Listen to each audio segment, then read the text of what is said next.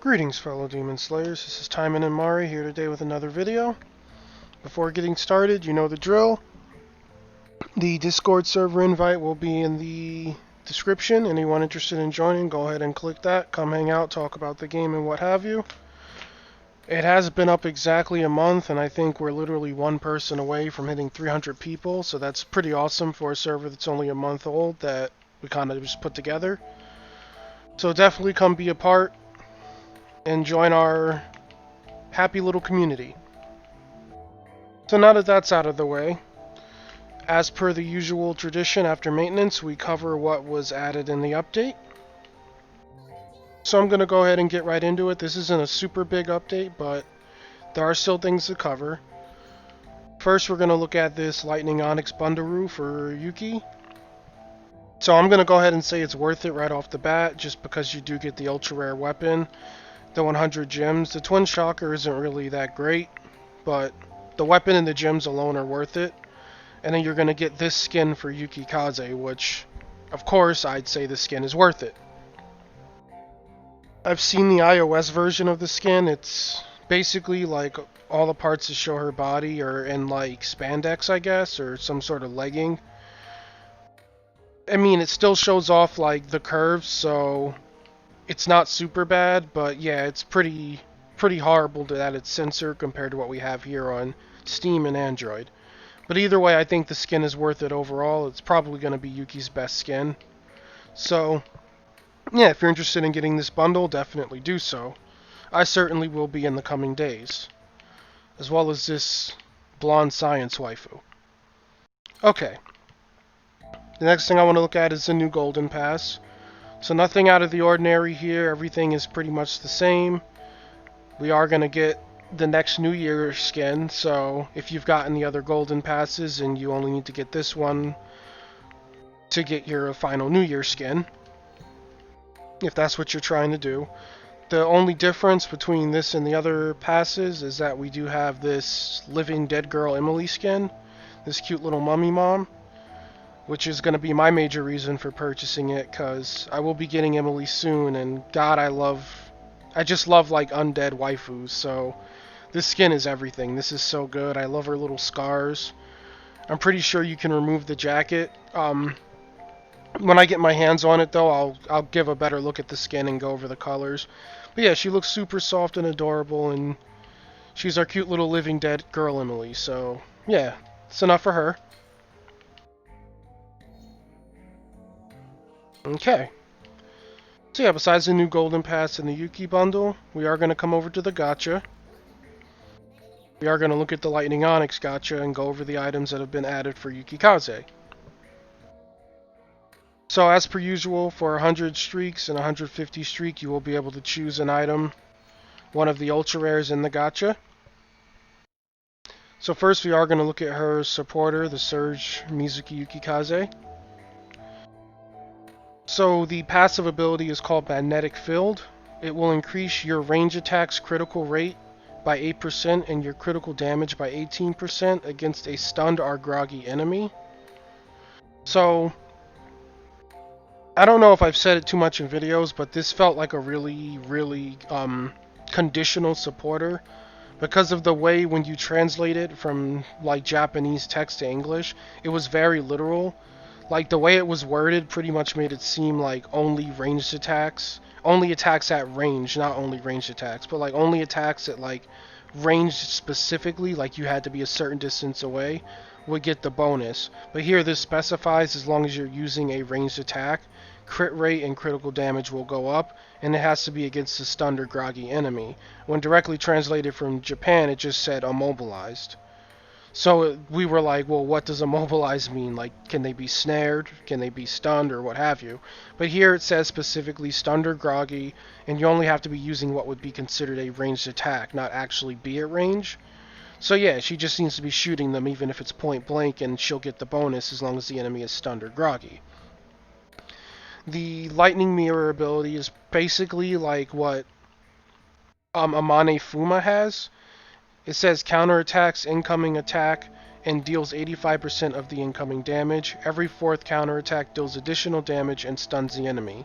That fourth attack, the stun on that would in turn proc her passive, which would in turn give her 8% crit rate and critical damage. The only thing I don't like about this card, like I don't think it's a bad card. I don't. I'm probably gonna pull for it.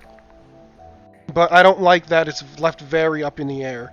Like it says counterattacks incoming damage. Well, we all know Yuki is ranged, and we know this passive is cohesive to a ranged character. So what I don't like is that it doesn't specify whether the counterattack is ranged or not. Because if Yuki is standing across the screen and they hit her, and then she just does like a little Amane Fuma AoE, it's gonna kind of not be cohesive to the whole range theme. So I wish they would have specified if the counterattack was ranged or not. I also wish that the every fourth counterattack stun, I wish that they had given us some sort of duration on that stun. Like how long does it last? Does it last 1 second? Does it last 3? Does it last 5? Like there's no way to tell without testing the card. But my opinion of the card has changed. I don't think it's a bad card at all. I think it's pretty decent. What makes it decent in my eyes would be the ultra rare that it's paired with, Crime and Punishment. So the passive for this would just be increases skill damage by 22%. That's pretty much the same as Asagi's Orin sword. Now, looking at the active, again, when we translated it from Japanese, it did not state that Rakurai was an option. It just said immediately activates either Spark or Lightning Strike. I guess Rakurai means Lightning Strike, I don't know. But yeah, the English version actually specifies Rakurai as one of the skills. So yes, I think this weapon is good because Rakurai is her dodge that stuns. So using this in tandem with Surge Yukikaze will also proc the passive of Magnetic Field, along with the counterattack. So now it makes it way less conditional. Either way, how it works is it's going to cost you 3 Taimanin particles, and Yuki will immediately activate either Spark or Rakurai if that skill is equipped. Again, I would go with Rakurai because Rakurai does provide a stun, and that stun doesn't require it to have anything put into any sort of supporter color, like the stun just comes with the ability.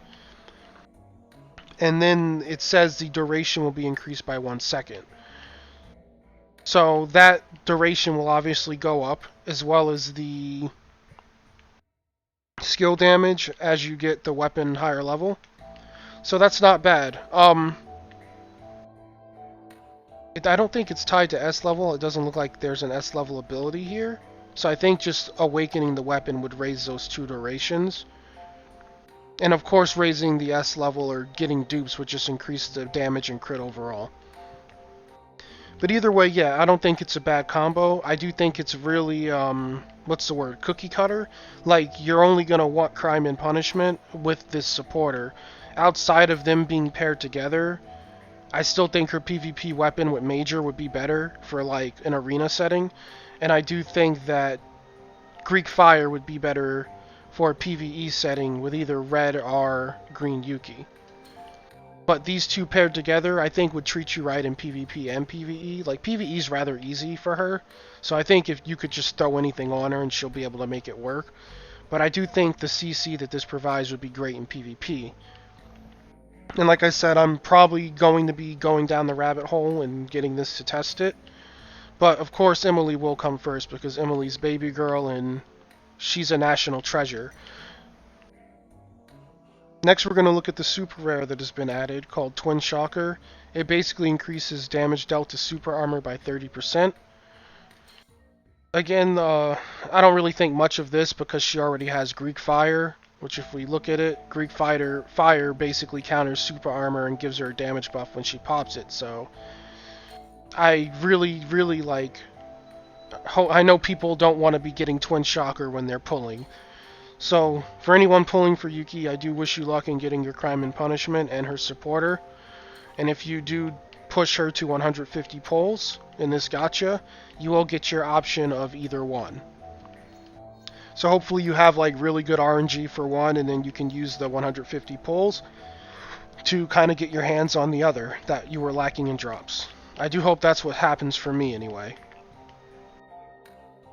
So yeah, that's the Yuki supporter in a nutshell. Basically, yeah, I think it'll do well in PvP. I am gonna get it and test it because at this point, like, Yuki's so geared, I want to just kind of try to get the best for her, even though we are going to be defecting to Emily.